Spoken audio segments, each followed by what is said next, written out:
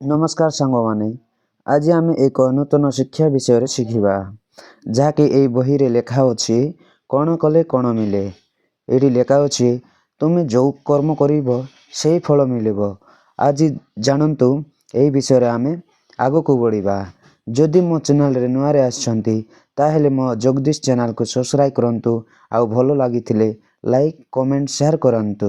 निश्चय मुझे शिक्षा गुड़ा को मु आपण पाखक पहुँचे पारिबी।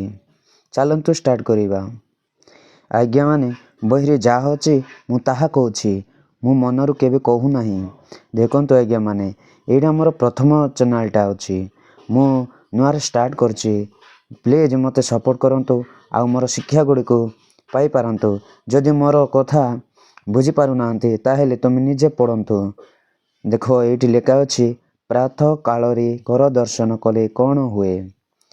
कराग्रे बसते लक्ष्मी कर मध्य सरस्वती कर मूले स्थिते विष्णु प्रभाते कर दर्शन।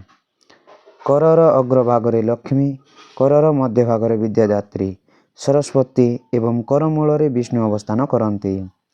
प्रातः काल शौर्य त्याग करी से बिछଣା उपरे बसी पूर्व दिग को मुह करी उक्त मंत्र पाठ करिब और ध्यान रे लक्ष्मी सरस्वती और विष्णु मूर्ति को मनरे आनी उपरोक्त श्लोक पठन द्वारा दिनर सर्व अनिष्ट दूर हुए। सांग माने यह हूँ शिक्षा। मोर यहाँ प्रथम वीडियोटा जदि भल लगी गोटे लाइक करंतु।